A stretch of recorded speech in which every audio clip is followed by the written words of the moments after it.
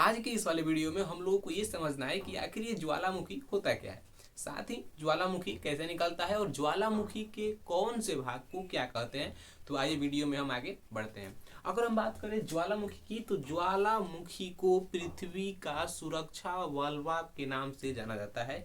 यानी कि ज्वालामुखी को पृथ्वी की सुरक्षा वलवा कहते हैं और ओजोन परत को पृथ्वी का सुरक्षा कवच के नाम से जाना जाता है। साथ ही ज्वालामुखी को इंग्लिश में वोल्केनो कहते हैं। अब देखिए, ज्वालामुखी खास करके पहाड़ी इलाकों में निकलता है, जहाँ पे पहाड़ अधिक है और पहाड़ का दाब जहाँ पे जिससे जितना अधिक वहाँ पे पहाड़ होगा, दाब पड़ेगा, उसी एरिया में ज्वालामुखी खास करके निकलता है। अगर बात करें ज्वालामुखी की, तो ज्वालामुखी हमने जाना था पिछले वाले वीडियो में कि पृथ्वी की 3 सतह होते हैं, क्रस्ट, मेंटल और कोर। जो कि क्रस्ट की जो सीमा रेखा है वो पृथ्वी की सतह से नीचे 34 किलोमीटर तक ही सीमित है, लेकिन मेंटल की जो सीमा है वो 34 से लेकर के 2900 किलोमीटर तक है। ध्यान दीजिएगा, और 2900 के बाद का क्षेत्र कहलाता है कोर। लेकिन ये जो 34 से 29 किलोमीटर तक इसका जो सीमा है, ये इसी के बीच में, पृथ्वी के बीच में, इसी के वाले क्षेत्र में, मेंटल में इतना भारी और इतना गर्म कह सकते हैं, इतना तापमानित मैग्मा है, अगर किसी के शरीर पे एक बूंद पड़ जाएगा तो पूरा छेद कर देगा, वो इतना गर्म है। और जब यही मैग्मा क्रस्ट को छेद करते हुए, पृथ्वी को छेद करते हुए और पृथ्वी के ऊपरी जितने भी परत होते हैं उनको छेद करते हुए जब ये बाहर निकलता है, देखिए यहाँ पे निकला हुआ है बाहर, जब ये बाहर निकलता है, तो जब ये बाहर निकलता है तो जब निकलेगा तो पहले इसके मुंह, मतलब जहां से निकलेगा ये, उसका मुंह पहले छोटा होगा तो उसको हम लोग छिद्र यानी कि छिद्र बोलेंगे। लेकिन जब उस छिद्र का मुंह बहुत ही बड़ा हो जाएगा तो उस बड़े वाले को हम लोग बोलते हैं क्रेटर। ध्यान दीजिएगा, जब निकलेगा उस वाले मुंह को नहीं बोलते हैं क्रेटर, जब उसका छिद्र बड़ा हो जाएगा, आवश्यकता से अधिक हो जाएगी, तो उस वाले छिद्र को हम लोग बोलते हैं क्रेटर। और जब क्रेटर का मुंह बहुत बड़ा होगा, ध्यान दीजिएगा, जब निकलेगा लावा यानी कि मैग्मा जब निकलेगा तो उस छिद्र को छिद्र बोलेंगे। लेकिन जब छिद्र का मुंह बड़ा होते जाएगा, यानी कि बड़ा होते जाएगा, इतना बड़ा हो जाएगा, तो बड़े वाले छिद्र को हम लोग बोलते हैं क्रेटर। और जब क्रेटर का मुंह और बड़ा हो जाएगा तो इसको हम लोग बोलेंगे कोल्डेरा। क्या बोलेंगे? कोल्डेरा बोलेंगे। जब तक पृथ्वी के नीचे मैग्मा है तब तक यह मैग्मा कहलाएगी। लेकिन जब मैग्मा पृथ्वी से बाहर निकलेगी, यानी कि जब पृथ्वी के ऊपर आएगी, तो उसको हम लोग बोलते हैं लावा। क्या बोलेंगे? लावा बोलेंगे। ध्यान दीजिएगा, जब नीचे है तो मैग्मा, ऊपर आएगी तो लावा। लेकिन जहां से निकलेगी उसको छिद्र बोलेंगे, लेकिन छिद्र बड़ा होगा तो क्रेटर, और क्रेटर और बड़ा होगा तो उसको हम लोग बोलेंगे कोल्डेरा। और जब इस कोल्डेरा में से लावा बाहर जब निकलेगा तो यह ठंडा होगा। जब ठंडा होगा तो इसको हम लोग बोलेंगे सिंडर। जब ठंडा होगा, लावा जब ठंडा होगा तो इसको बोलेंगे हम लोग सिंडर। ध्यान दीजिएगा, जब लावा ठंडा होगा तो इसको बोलेंगे सिंडर। लेकिन जब यही लावा पानी में जाकर के ठंडा होगा, ध्यान दीजिएगा, जब यही लावा पानी में जाकर के ठंडा होगा तो इसको बोलेंगे हम लोग टफ। टफ टफ जब ठंडा होगा तो सिंडर, लेकिन जब पानी में ठंडा होगा तो उसको हम लोग बोलेंगे टफ। लेकिन जब यही लावा चने के आकार का, मतलब कि एकदम छोटी छोटी, इतना छोटा छोटा जब यह लावा होगा तो इसको हम लोग बोलेंगे अस्कोरिया। ये कुछ शब्द आप लोगों को याद करने पड़ेंगे जो कि कॉम्पिटिटिव एग्जाम में डायरेक्ट पूछ लिए जाते हैं यहाँ से। जब क्रेटर का मुंह बड़ा होता है तो उसको क्या बोलते हैं? कोल्डेरा। और जब मैग्मा पृथ्वी के बाहर निकलता है तो क्या बोलते हैं? लावा। लावा जब ठंडा होता है तो उसको बोलते हैं सिंडर।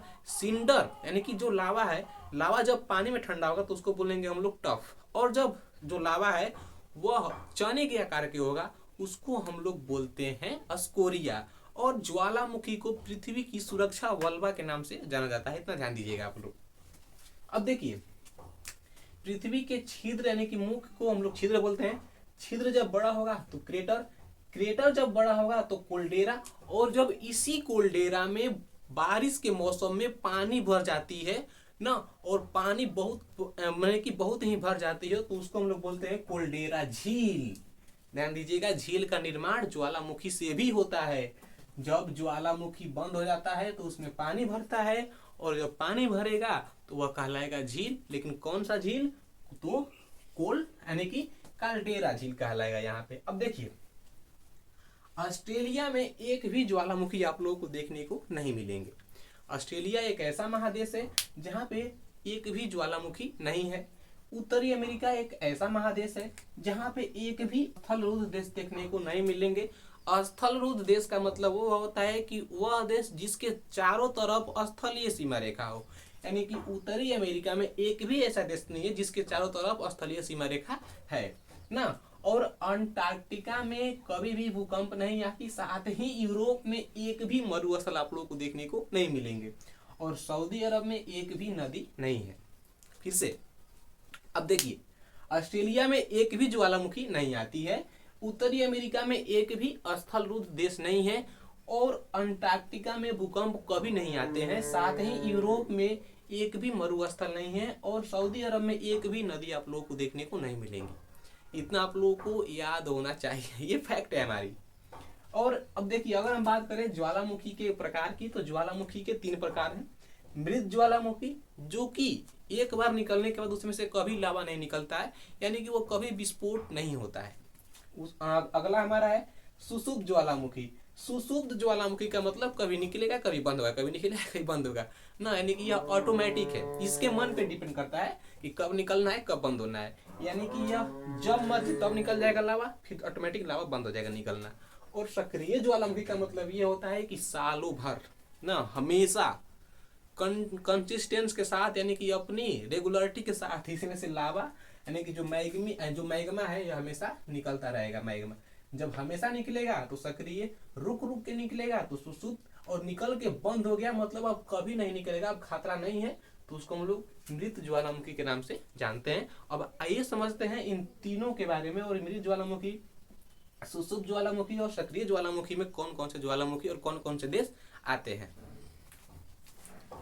अब आइए हम समझते हैं कि ज्वालामुखी कितने प्रकार के होते हैं, साथ ही कौन कौन से ज्वालामुखी हैं जो कि सबसे महत्वपूर्ण है और आपके एग्जाम में यहाँ से क्वेश्चन बनते हैं। तो आइए उस पर हम एक नज़र डालते हैं।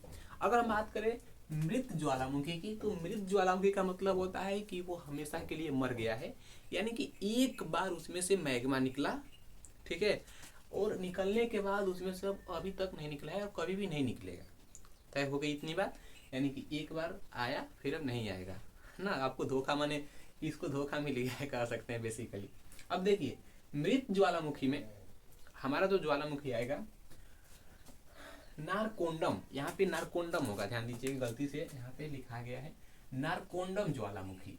नारकोंडम ज्वालामुखी जो कि भारत में है और यह एक मृत ज्वालामुखी है, और पोपा ज्वालामुखी जो कि वर्मा में है और यह मृत ज्वालामुखी है।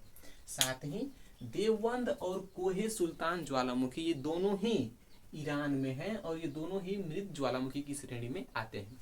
यानी कि वे ऐसे ज्वालामुखी हैं जिसमें से केवल एक बार मैग्मा निकला है और अभी तक नहीं निकला है, और पता नहीं कि भविष्य में निकलेगा भी कि नहीं निकलेगा, इसकी कोई जानकारी नहीं है। कह सकते हैं कि इसके आसपास रहने में कोई खतरा नहीं है। अब सुषुप्त ज्वालामुखी, इसमें इसके आसपास रहने में और खतरा है ना, कब धोखा दे देगा किसी को नहीं पता है, ध्यान दीजिएगा। मतलब कि इसमें से अभी शांत है, पता चलेगा फिर लगा निकलने, फिर निकल रहा है, फिर बंद हो जाएगा, फिर बंद हो, फिर निकल रहा है, ऐसे इसमें होता है। सुसुप्त इसका नाम है, सो गया फिर उठ गया, सो गया उठ गया, मतलब कि सो गया तो बंद है, उठ गया तो इसमें से निकल रहा है। सुसुप्त ज्वालामुखी में हम लोग आता है वो वेसुवियस जो कि इटली में है, फ्यूजियामा जो कि जापान में है, और सिनाका क्रोकोटोआ, ये दोनों ही सिनाका और क्रोकोटोआ, ये जो दोनों ज्वालामुखी आप लोगों को देखने को मिल रहे हैं, ये दोनों ही इंडोनेशिया के ना ज्वालामुखी, यानी इंडोनेशिया के ज्वालामुखी हैं जो कि सुसुप्त ज्वालामुखी हैं, और इसमें से कब मैग्मा निकलने लगेगा किसी को पता नहीं है। इसलिए सबसे अधिक खतरा है इसके पास, यानी कि सुसुप्त ज्वालामुखी के आसपास रहने में है।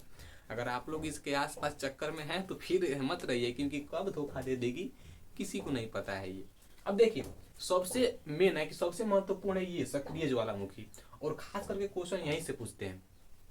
अब देखिएगा, बैरन, हमारे अंडमान निकोबार द्वीप समूह पर एक द्वीप है बैरन द्वीप, और बैरन द्वीप पर भारत का एकमात्र सक्रिय ज्वालामुखी है जिसका नाम है बैरन। और उसका नाम बैरन इसलिए रखा गया है क्योंकि यह बैरन द्वीप पर ही है।